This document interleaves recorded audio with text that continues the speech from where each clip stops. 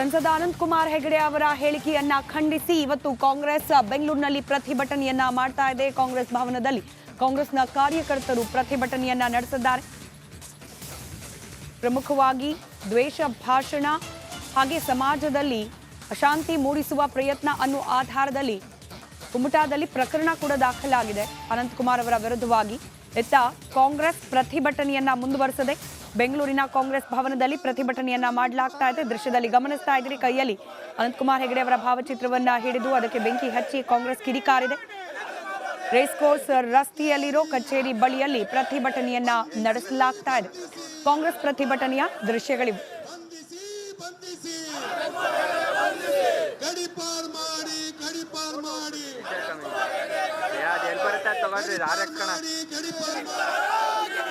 ಅಯೋಗ್ಯ ಮಗನೇ ಅನಂತ್ ಕುಮಾರ್ ಹೆಗಡೆಗೆ, ಲುಚ್ಚ ಮಗನೇ ಅನಂತ್ ಕುಮಾರ್ ಹೆಗಡೆಗೆ, ಸಂವಿಧಾನ ವಿರೋಧಿ ಅನಂತ್ ಕುಮಾರ್ ಹೆಗಡೆಗೆ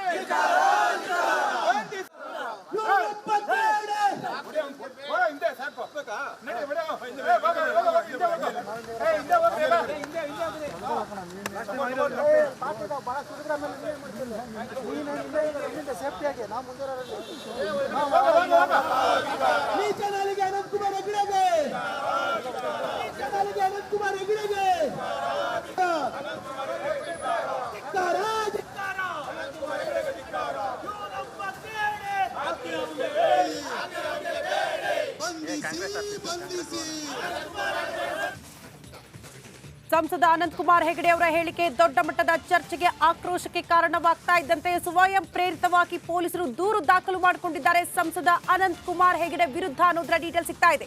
ಕುಮಟಾ ಪೊಲೀಸರಿಂದ ಸ್ವಯಂ ಪ್ರೇರಿತ ದೂರು ದಾಖಲಾಗಿದೆ. ಅಂದ್ರೆ ಪ್ರಕರಣ ದಾಖಲು ಮಾಡಿಕೊಂಡಿದ್ದಾರೆ ಪೊಲೀಸರು. ದ್ವೇಷ ಭಾಷಣ, ಅಶಾಂತಿ ಮೂಡಿಸೋದಕ್ಕೆ ಯತ್ನದ ಆರೋಪದ ಹಿನ್ನೆಲೆ ಪ್ರಕರಣ ದಾಖಲಾಗಿದೆ.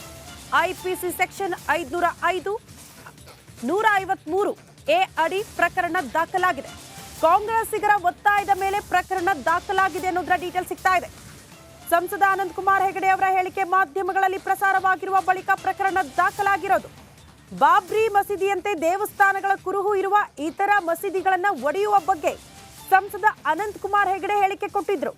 ಸಿಎಂ ಸಿದ್ದರಾಮಯ್ಯ ವಿರುದ್ಧ ಏಕವಚನದಲ್ಲೇ ಮಾತನಾಡಿದ್ರು ಸಂಸದ ಹೆಗಡೆ ಅವರು.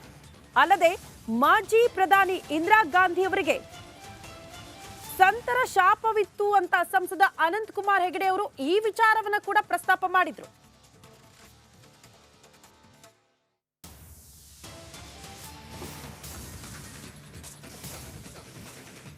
ಸಂಸದ ಅನಂತ್ ಕುಮಾರ್ ಹೆಗಡೆ ಅವರ ಹೇಳಿಕೆಯ ವಿಚಾರಕ್ಕೆ ಸಂಬಂಧಪಟ್ಟಂತೆ ಮಾತನಾಡಬಾರದು ಅನ್ನೋ ನಿಲುವಿಗೆ ರಾಜ್ಯ ಬಿಜೆಪಿ ಘಟಕದ ಇತರೆ ನಾಯಕರು ಬಂದಂತಿದೆ. ಅನಂತಕುಮಾರ್ ಅವರ ಹೇಳಿಕೆ ವಿವಾದಕ್ಕೆ ಕಾರಣವಾದ ಬೆನ್ನಲ್ಲೇ ಸಹಜವಾಗಿ ಪಕ್ಷದ ಯಾವ್ದಾದ್ರೂ ನಾಯಕರು ಹೇಳಿಕೆಯನ್ನ ನೀಡಿದಾಗ ಅದನ್ನ ಸಮರ್ಥಿಸಿಕೊಂಡು ಇತರೆ ನಾಯಕರು ಮಾತನಾಡ್ತಾರೆ. ಆದ್ರೆ ಅನಂತ್ ಕುಮಾರ್ ಹೆಗಡೆ ಅವರ ಹೇಳಿಕೆಯಿಂದ ಅಂತರವನ್ನ ಕಾಯ್ದುಕೊಂಡಂತಿದೆ ಆರ್ ಅಶೋಕ್, ವಿರೋಧ ಪಕ್ಷದ ನಾಯಕರು. ಈ ವಿಚಾರವನ್ನ ಪ್ರಶ್ನೆ ಮಾಡಿದ ಸಂದರ್ಭದಲ್ಲಿ ಯಾವುದೇ ರೀತಿಯ ಪ್ರತಿಕ್ರಿಯೆಯನ್ನ ನೀಡೋದಿಲ್ಲ ಅಂತ ಹೇಳಿ ತಿಳಿಸಿದ್ದಾರೆ ಆರ್ ಅಶೋಕ್. ವೈಯಕ್ತಿಕ ವಿಚಾರ, ಯಾರು ಕೂಡ ಇದ್ರ ಬಗ್ಗೆ ಮಾತನಾಡುವ ಅವಶ್ಯಕತೆ ಇಲ್ಲ ಅನ್ನೋ ನಿಲುವಿಗೆ ಬಂದಂತಿದೆ ವಿರೋಧ ಪಕ್ಷದ ನಾಯಕ ಆರ್ ಅಶೋಕ್. ವೈಯಕ್ತಿಕ ನಿಂದನೆ ಮಾಡುವಂಥದ್ದು ಸರಿಯಲ್ಲ, ಅಷ್ಟಂತೂ ನಾನು ಹೇಳಬಲ್ಲೆ. ಆದರೆ ವಿಚಾರ ಏನಿದೆ, ರಾಮ ಮಂದಿರದ ವಿಚಾರವಾಗಿ ಸಿದ್ದರಾಮಯ್ಯನವರ ನಡವಳಿಕೆ ಏನಿದೆ ಅದನ್ನು ಖಂಡಿಸೋದನ್ನು ಒಪ್ಕೊತೀನಿ. ಆದರೆ ವೈಯಕ್ತಿಕವಾಗಿ ನಿಂದನೆ ಮಾಡುವಂಥದ್ದು ಯಾವುದೇ ಪೊಲಿಟಿಕಲ್ ಪಾರ್ಟಿ ಆಗಲಿ ನಮ್ಮ ಪಾರ್ಟಿ ಆಗಲಿ ಒಪ್ಪಲ್ಲ. ವೈಯಕ್ತಿಕ ನಿಂದನೆ ಮಾಡುವಂಥದ್ದು ಸರಿಯಲ್ಲ, ಅಷ್ಟಂತೂ ನಾನು ಹೇಳಬಲ್ಲೆ. ಆದರೆ ವಿಚಾರ ಏನಿದೆ, ರಾಮ ಮಂದಿರದ ವಿಚಾರವಾಗಿ ಸಿದ್ದರಾಮಯ್ಯನವರ ನಡವಳಿಕೆ ಏನಿದೆ ಅದನ್ನು ಖಂಡಿಸೋದನ್ನು ಒಪ್ಕೊತೀನಿ. ಆದರೆ ವೈಯಕ್ತಿಕವಾಗಿ ನಿಂದನೆ ಮಾಡುವಂಥದ್ದು ಯಾವುದೇ ಪೊಲಿಟಿಕಲ್ ಪಾರ್ಟಿ ಆಗಲಿ ನಮ್ಮ ಪಾರ್ಟಿ ಆಗಲಿ ಒಪ್ಪಲ್ಲ. ನೋಡಿ, ಸಂಸದ ಅನಂತ್ ಕುಮಾರ್ ಹೆಗಡೆ ಅವರ ಹೇಳಿಕೆಗೆ ಸಂಬಂಧಪಟ್ಟಂತೆ ವಿಪಕ್ಷ ನಾಯಕ ಆರ್ ಅಶೋಕರು ಅಂತರ ಕಾಯ್ದುಕೊಂಡ್ರು. ಆದ್ರೆ ಮಾಜಿ ಸಚಿವ ಕೆಎಸ್ ಈಶ್ವರಪ್ಪನವರು ಸಂಸದರ ಹೇಳಿಕೆಯನ್ನು ಸಮರ್ಥನೆ ಮಾಡಿಕೊಳ್ತಿದ್ದಾರೆ. ಅನಂತ್ ಕುಮಾರ್ ಅವರ ಹೇಳಿಕೆ ಎಲ್ಲರೂ ಕೂಡ ಅದನ್ನ ಸ್ವಾಗತ ಮಾಡ್ಕೊಳ್ಬೇಕು. ಹೆಗಡೆ ಹೇಳಿದ್ರಲ್ಲಿ ತಪ್ಪೇನಿದೆ ಅಂತ ಕೆಎಸ್ ಈಶ್ವರಪ್ಪನವರು ಪ್ರತಿಕ್ರಿಯೆ ಕೊಟ್ಟಿದ್ದಾರೆ. ಮಸೀದಿ ಉರುಳಿಸೋ ಹೇಳಿಕೆಗೆ ಕೆಎಸ್ ಈಶ್ವರಪ್ಪ ಸಮರ್ಥನೆ. ದೇವಸ್ಥಾನ ಒಡೆದು ಮಸೀದಿ ಕಟ್ಟಿದ್ದಾರೆ. ಹೆಗಡೆ ಹೇಳಿಕೆಯನ್ನ ಭಾರತೀಯರು ಸ್ವಾಗತ ಮಾಡಬೇಕು ಅಂತ ಶಿವಮೊಗ್ಗದಲ್ಲಿ ಮಾಜಿ ಸಚಿವ ಕೆಎಸ್ ಈಶ್ವರಪ್ಪನವರ ಸ್ಟೇಟ್ಮೆಂಟ್. ಕುಮಾರ್ ಹೆಗಡೆ ಹೇಳಿರೋದು ಶ್ರೀರಂಗಪಟ್ಟಣ ಮತ್ತು ಕಾರವಾರ ಜಿಲ್ಲೆಯಲ್ಲಿ 2 ದೇವಸ್ಥಾನಗಳನ್ನು ಒಡೆದು ಅಲ್ಲಿ ಮಸೀದಿ ಕಟ್ಟಿದ್ದಾರೆ. ಅದನ್ನು ತೆಗೆದು ಅಲ್ಲಿ ದೇವಸ್ಥಾನಗಳು ಮಾಡಬೇಕು ಅನ್ನೋಂಥವ್ರ ಅಪೇಕ್ಷೆ ವ್ಯಕ್ತಪಡಿಸಿದ್ದಾರೆ. ಇದೇನು ತಪ್ಪಲ್ಲ.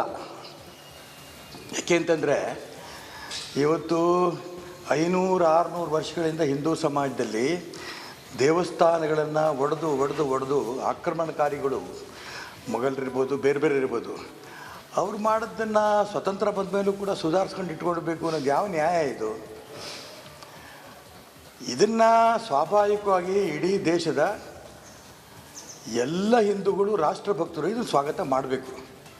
ಯಾತಕ್ಕೋಸ್ಕರ ಸ್ವಾತಂತ್ರ್ಯಕ್ಕೋಸ್ಕರ ಹೋರಾಟ ಮಾಡಿದಂಥ ಎಲ್ಲ ಸ್ವಾತಂತ್ರ್ಯ ಹೋರಾಟಗಾರರ ಅಪೇಕ್ಷೆ ಇದ್ದಿದ್ದೇನು ಅಂತಂದರೆ ನಮ್ಮ ಭಾರತೀಯ ಸಂಸ್ಕೃತಿಯನ್ನು ಉಳಿಸೋದಕ್ಕೋಸ್ಕರನೇ ಅವ್ರು ಹೋರಾಟಗಳು ಮಾಡಿತ್ತು.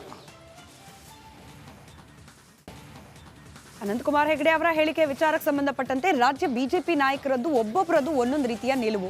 ಈಶ್ವರಪ್ಪನವರು ಸಮರ್ಥಿಸ್ಕೊಂಡು ಮಾತನಾಡಿದ್ರೆ ಈತ ಮಾಜಿ DCM ಅಶ್ವಥ್ ನಾರಾಯಣ್ ಈ ಬಗ್ಗೆ ಹೆಚ್ಚಿಗೆ ನಾನೇನು ಮಾತನಾಡೋದಿಲ್ಲ ಅನ್ನೋ ರೀತಿಯ ಪ್ರತಿಕ್ರಿಯೆಯನ್ನ ನೀಡಿದ್ದಾರೆ. ಅನಂತಕುಮಾರ್ ಅವರದ್ದು ವೈಯಕ್ತಿಕ ವಿಚಾರ, ಅದ್ರ ಬಗ್ಗೆ ನಾನು ಹೆಚ್ಚಿಗೆ ಮಾತನಾಡೋಕೆ ಇಷ್ಟಪಡೋದಿಲ್ಲ ಅಂತ ಹೇಳಿ ಬೆಂಗಳೂರಿನಲ್ಲಿ ಮಾಜಿ DCM ಅಶ್ವಥ್ ನಾರಾಯಣ್ ಹೇಳಿಕೆ ನೀಡಿದ್ದಾರೆ. ಮೋದಿ ಎಲ್ಲ ಧರ್ಮಗಳನ್ನ ಗೌರವಿಸಿ ಅಂತ ಕರೆ ಕೊಟ್ಟಿದ್ದಾರೆ. ದೇವಸ್ಥಾನಗಳು ಮಸೀದಿಗಳಾಗಿರುವ ಬಗ್ಗೆ ನೋವಿದೆ, ಆದರೆ ಈ ವಿಚಾರಗಳನ್ನ ಕೈಗೆತ್ತಿಕೊಳ್ಳುವ ಸಂದರ್ಭ ಇದಲ್ಲ ಅಂತ ಹೇಳಿ ಮಾತನಾಡಿದ್ದಾರೆ ಮಾಜಿ DCM ಅಶ್ವಥ್ ನಾರಾಯಣ್. ಬಗ್ಗೆ ನಾನೇನು ಹೆಚ್ಚು ಹೇಳಕ್ಕೆ ಇಷ್ಟಪಡಲ್ಲ.